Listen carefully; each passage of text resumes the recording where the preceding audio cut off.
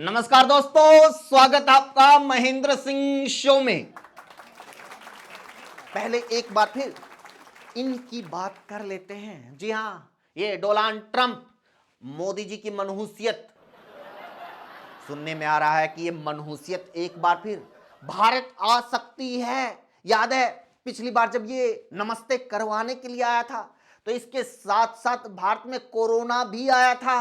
इस बार कोरोना का तो पता नहीं, लेकिन इन लोगों को रोना जरूर आएगा, क्योंकि इन लोगों को एक बार फिर मोदी ट्रंप की दोस्ती के झूठे किस्से सुनाने पड़ेंगे। एक बार फिर अपनी ही कही बातों से यू टर्न मारना पड़ेगा, खासकर इसको। यहां ये सुशांत सिन्हा, ये जला हुआ बैंगन, ये कभी बोलता है कि मोदी ट्रंप मिलकर जिनपिंग को मजा चखाएंगे, कभी कहता है मोदी जिनपिंग मिलकर ट्रंप को मजा चखाएंगे, और अब फिर कहना पड़ेगा कि मोदी ट्रंप मिलकर मजा चखाएंगे। कभी इधर टर्न, कभी उधर यू टर्न।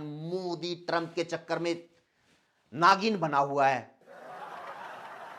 न्यूज लॉन्ड्री वाले इस पर वीडियो बनाएंगे, नेवला बना नागिन। एक तो सारी दुनिया इसके टैरिफ से परेशान है, कहीं भी लगा देता है। साला टैरिफ ना हुआ टोमेटो सॉस हो गया। इसके टैरिफ की धमकी के चलते भारत में शेयर मार्केट चक्कर खा रही है। इन्वेस्टर्स का लाखों करोड़ रुपया घाटे में चला गया। अब सारे लोग अंजना ओम कश्यप को ढूंढ रहे हैं, क्योंकि ये ही वो महान शख्सियत हैं जिन्होंने कहा था कि टैरिफ की वजह से इंडिया पे कोई फर्क नहीं पड़ेगा, इससे तो अमेरिका को ही नुकसान होगा। वाह, अर्थशास्त्र की अर्थी। अबे अंधभक्तो, मोदी जी नहीं बोल पा रहे, समझ में आता है, लेकिन भाई तुम लोग क्यों चुप हो? कुछ तो करो भाई, कुछ तो करो। कुछ और नहीं कर सकते तो ट्रंप के पुतले ही फूंक लो भाई। कुछ नहीं होगा तो कम से कम थोड़ी सर्दी से तो राहत मिलेगी। यार मोदी जी, यहां तो बड़े सेठ जी भी डरे हुए हैं, क्योंकि जब ट्रंप ने कहा कि हमारे डर से भारत ने रूस से तेल खरीदना कम कर दिया है, तो कुछ न्यूज रिपोर्ट्स ने बताना शुरू कर दिया कि नहीं, रिलायंस इंडस्ट्री अभी भी रूस से तेल खरीद रही है। तो इसके बाद बाकायदा रिलायंस ने स्टेटमेंट जारी करके सफाई दी, कह रहे नहीं नहीं ना, नहीं नहीं नहीं साहब, हम तो खरीद ही नहीं रहे। अरे सफाई क्यों दे रहे हो? किसको दे रहे हो? क्या भाई रूस से तेल खरीदना कोई गुनाह है? हमारे पैसे, हमारा देश, जिससे मर्जी तेल ले। लेकिन नहीं, इस बात को भी ऐसे डिनाई किया जा रहा है, ऐसे डिनाई किया जा रहा है जैसे रूस से तेल नहीं, केमिस्ट से कॉन्डोम लेते पकड़े गए हों। अरे नहीं नहीं नहीं पापा, नहीं, मैंने लिया ही नहीं नाम। मैं तो चॉकलेट लेने आया था, ये तो इसने गलती से चॉकलेट फ्लेवर दे दी।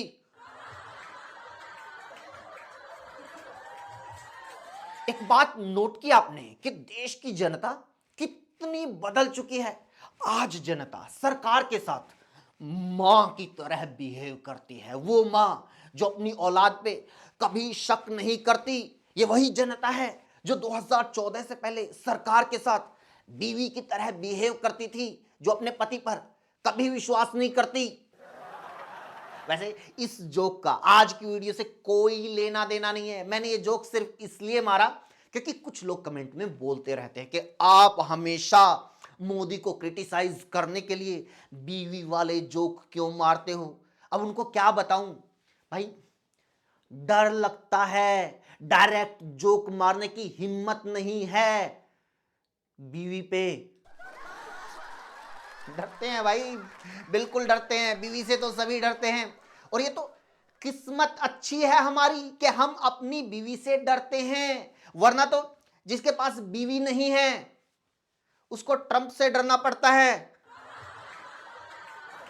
खैर, अब बीवी, मेरा मतलब है ईडी ने कोलकाता में एक पॉलिटिकल कंसल्टेंसी फर्म के ऑफिस पर छापा मारा।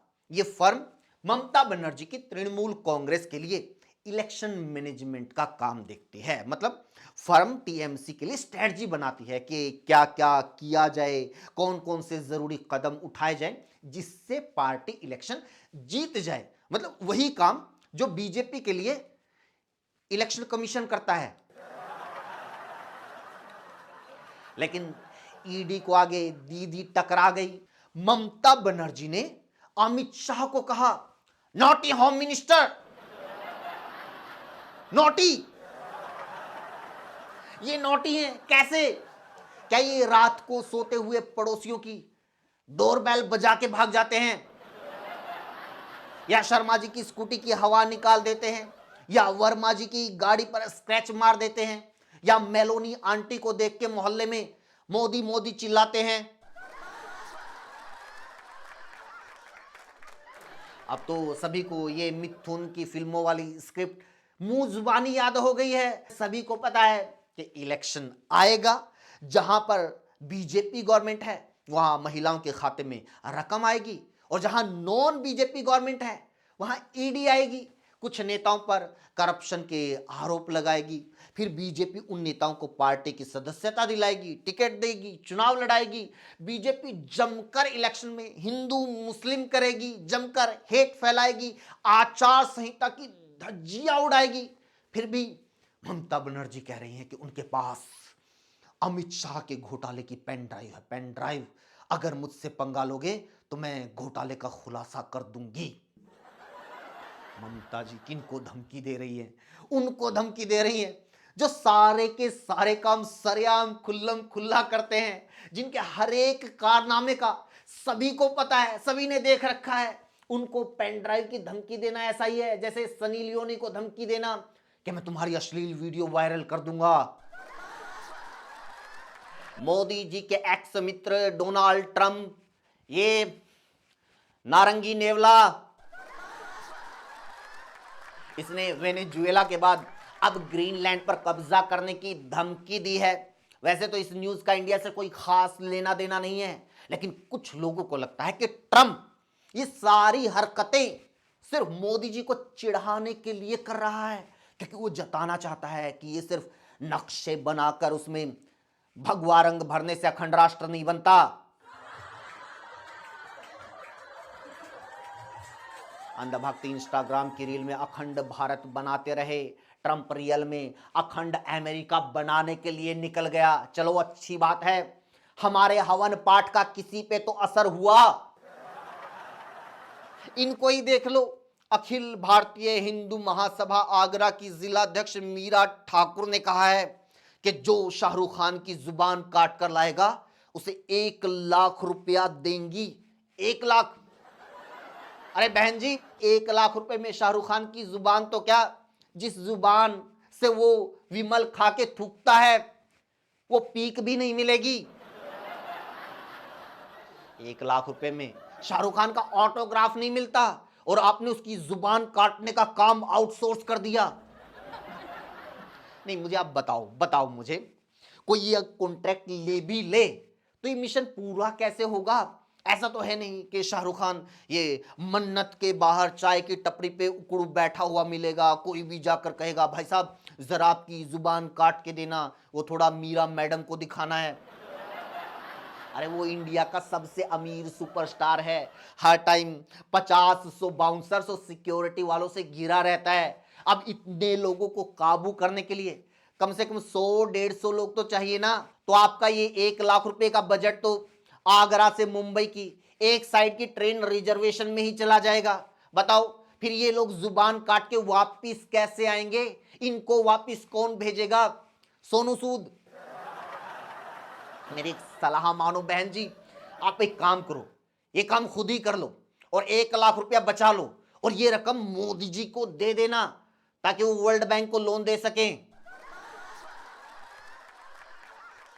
1 जनवरी से कॉमर्शियल एलपीजी सिलेंडर 111 रुपए महंगा हो गया है। देख रहे हो आप, मोदी जी का दिमाग, सिलेंडर महंगा कर दिया तंदूर बैन करके। ये ऐसा ही है जैसे किसी ने सर्दी में रजाई छीन के ऊपर से पंखा चला दिया हो। मध्य प्रदेश के जबलपुर में खुलासा हो चुका है, हुआ यह है कि वहां एक यूनिवर्सिटी को गाय के गोबर और मूत्र से कैंसर को ठीक करने पर रिसर्च हो रही थी। रिसर्च के लिए यूनिवर्सिटी को 3.5 करोड़ रुपए भी दिए गए थे, लेकिन अब खुलासा हुआ है कि सारा पैसा रिसर्च की बजाय गोवा घूमने में खर्च कर दिया गया। अब ऐसा करने वाले लोगों पर कार्रवाई की मांग हो रही है कि इन लोगों ने इतने रुपए का मिसयूज किया। अब जांच एजेंसियों को साबित करना है कि गोवा जाकर खर्च करना रुपए का मिसयूज है या गोबर से कैंसर ठीक करने जैसी रिसर्च करना। जबलपुर पर तो कोई क्या ही बताएगा। अब तक तो सरकार में बैठे नेता इंदौर पर ही जवाब नहीं दे पाए।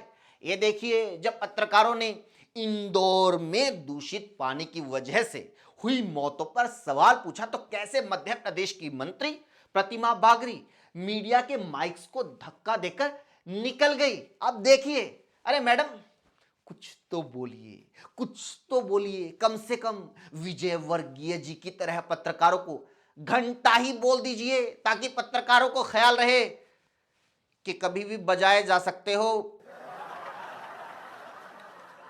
आप किसी भी रैंडम मोदी सपोर्टर से देश की किसी भी प्रॉब्लम के बारे में बात कर लीजिए, उसका पहला ही रिएक्शन ये आएगा, अबे देश की छोड़, पूरी दुनिया में देख मोदी कितने लोकप्रिय हैं, लोकप्रिय। ये वही बात हुई, एक बार कोर्ट में हस्बैंड वाइफ के डिवोर्स का केस चला गया। जज ने हस्बैंड से पूछा, तुम अपनी पत्नी को तलाक क्यों देना चाहते हो? हस्बैंड ने कहा, जज साहब मैं इससे खुश नहीं हूं। जज ने बोला, भाई खुश क्यों नहीं है, क्या वजह है? हस्बैंड ने बोला, सर बस मैं खुश नहीं हूं, अब क्या ही आपको बताऊं, खुश नहीं हूं तो नहीं हूं। तभी वाइफ बोली, जज साहब झूठ बोल रहा है, मुझसे खुश नहीं, ऐसा हो ही नहीं सकता, मुझसे तो पूरा मोहल्ला खुश है।